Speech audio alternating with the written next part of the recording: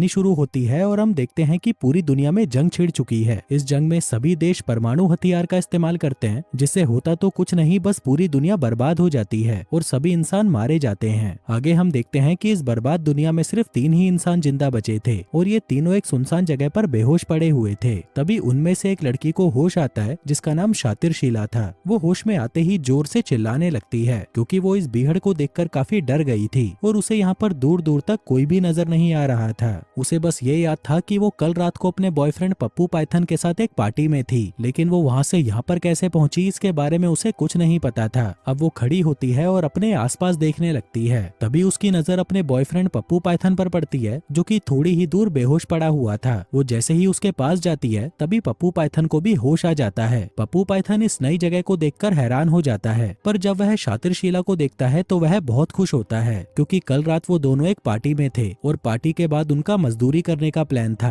लेकिन तभी वहाँ पर एक धमाका हुआ और ये दोनों यहाँ पर पहुँच गए। उनको ये तो नहीं पता था कि वो दोनों यहाँ पर कैसे पहुँचे, लेकिन एक दूसरे को जिंदा देखकर वो दोनों बहुत खुश थे। आगे उन दोनों की नजर तीसरे बेहोश आदमी पर पड़ती है, जिसका नाम बरमूडा बुरकुमार था। फिर देखते ही देखते बरमूडा को भी होश आ जाता है और इस नई जगह को देखकर वो भी हैरान हो जाता है, लेकिन फिर अपने आप को जिंदा पाकर वो बहुत खुश था। अब इस जगह को देखकर वो तीनों समझ चुके थे कि पूरी दुनिया खत्म हो चुकी है और पूरी दुनिया में सिर्फ वो ही तीनों जिंदा बचे हैं। थोड़ी देर बाद वो तीनों आगे बढ़ने लगते हैं ताकि वो लोग रहने की कोई जगह ढूंढ सके।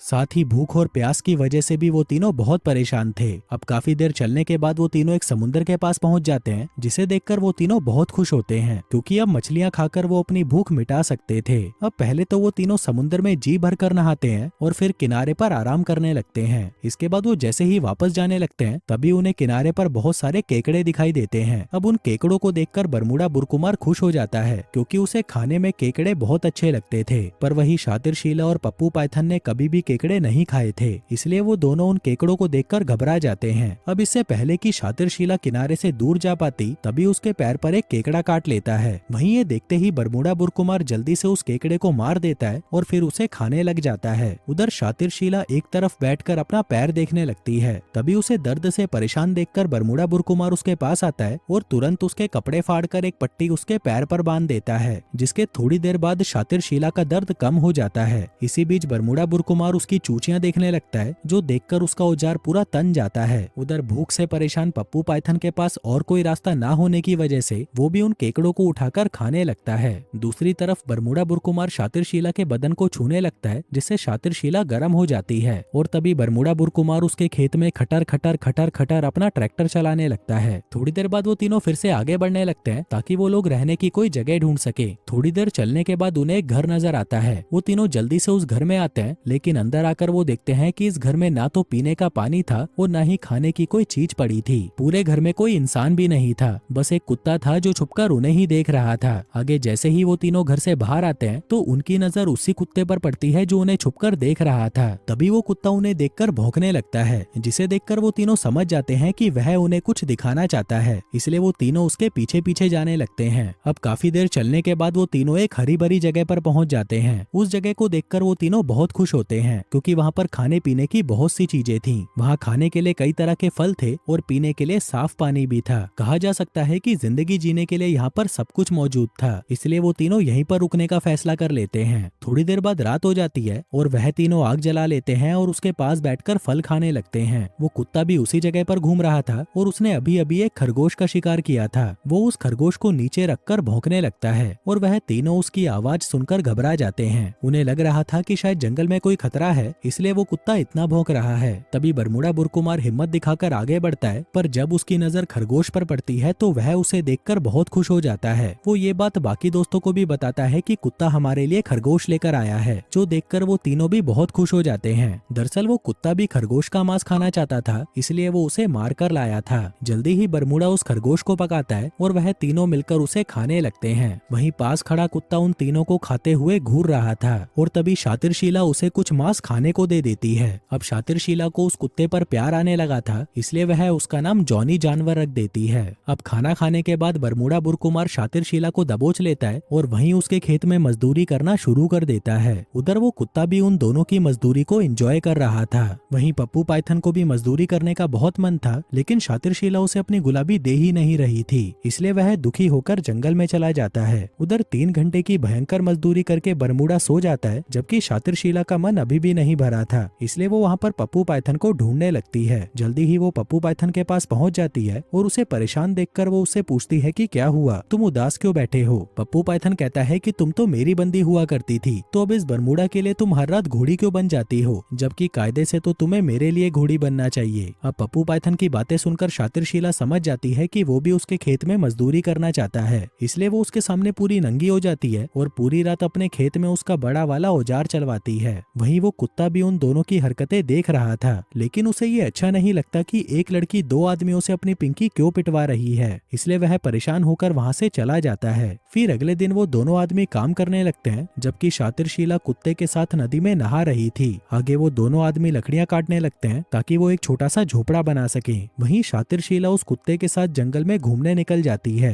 इसी बीच वह कुछ फल देखकर उसे खाने लगती है, जबकि वो कुत्ता एक खरगोश के पीछे लग जाता है। दरअसल वो फिर से उस खरगोश का मांस खाना चाहता था, इसलिए वो जल्दी ही उसे मार देता है। आगे वो तीनों उस खरगोश को पकाकर खाने लगते हैं। हम देखते हैं कि उन तीनों की जिंदगी आराम से कट रही थी। वो तीनों बस दिन भर खाते पीते और रात को मजदूरी करते थे और ऐसे करते करते कुछ साल यूं ही गुजर जाते हैं। हम देखते हैं कि उन तीनों के कपड़े फट चुके थे और वो लोग नंगे पुंगे यूं ही इधर उधर घूमते रहते थे। इसी बीच जब उनका मजदूरी का मन करता तो वो शातिरशीला को कहीं भी पकड़कर लपेट देते। वो तीनों यहाँ पर रहते रहते जंगली बन चुके थे। वो किसी आदि मानव की तरह जानवरों का शिकार करते और उन्हें पकाकर खा जाते। फिर ऐसे ही एक रात जब शातिरशीला मछली पका रही थी, इसी दौरान पप्पू पाइथन एक मरा हुआ हिरण उसके पास लेकर आता है। वहीं शातिरशीला को हिरण का मांस बहुत पसंद था, इसलिए वह उसको देखकर खुश हो जाती है। दरअसल पप्पू पाइथन ने बहुत ही मुश्किल से उस हिरण का शिकार किया था। वहीं बरमूडा बुरकुमार हिरण को देखते ही उस पक्षी को दूर फेंक देता है, जिसको वो कुत्ता मारकर उनके लिए लाया था। जल्दी ही वो तीनों उस हिरण का मांस पकाकर खाने लगते हैं। तभी वो कुत्ता भी उनके पास खाने के लिए आता है, लेकिन वो दोनों उसे गालियां देकर भगा देते हैं। अब खाना खाने के बाद शातिरशीला उनके बनाए हुए झोपड़े में चली जाती है। वहीं पप्पू पाइथन जब उसके पीछे जाने लगता है, तभी बरमूडा बुरकुमार उसे रोक देता है। कहता है कि आज उसके खेत में पहले मैं मजदूरी करूंगा। पप्पू पाइथन कहता है कि नहीं, आज मुझे पहले करना है, लेकिन बरमूडा बुरकुमार जिद पर अड़ जाता है और कहता है कि चलो इसका फैसला हम लड़कर कर लेते हैं। अब ये सुनते ही पप्पू पाइथन की फट जाती है, इसलिए वह बरमूडा बुरकुमार को अपना पसंदीदा चाकू निकाल कर देता है और कहता है कि भाई प्लीज मुझे पहले जाने दो। अब उस चाकू को लेकर बरमूडा भी खुश हो जाता है और वह पप्पू पाइथन को पहले अंदर जाने देता है। अब पप्पू पाइथन झोपड़े में जाता है, जहाँ पर शातिरशीला घोड़ी बनकर पहले से ही उसका इंतजार कर रही थी।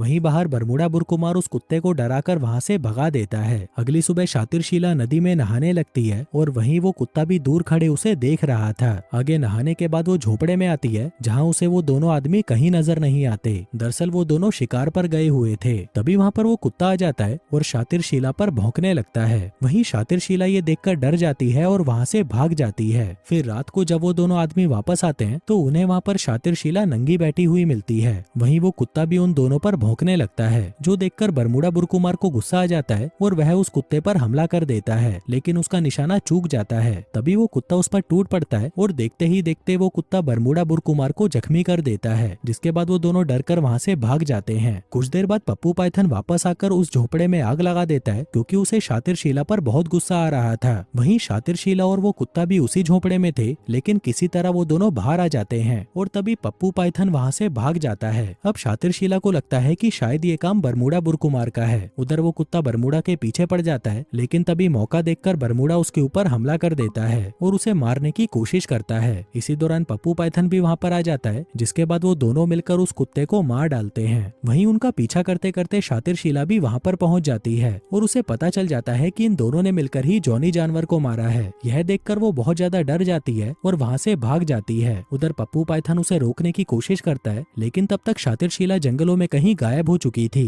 फिर अगली सुबह बरमूडा बुरकुमार शातिरशीला को पकड़ लेता है। वो उसके खेत में मजदूरी करने ही वाला था कि तभी पप्पू पाइथन आकर उसे रोक लेता है, जिसके बाद उन दोनों के बीच में घमासान लड़ाई होती है और इस लड़ाई में पप्पू पाइथन बरमूडा बुरकुमार को मार डालता है। फिर कहानी के अंत में हम देखते हैं कि अब इस धरती पर शातिरशीला और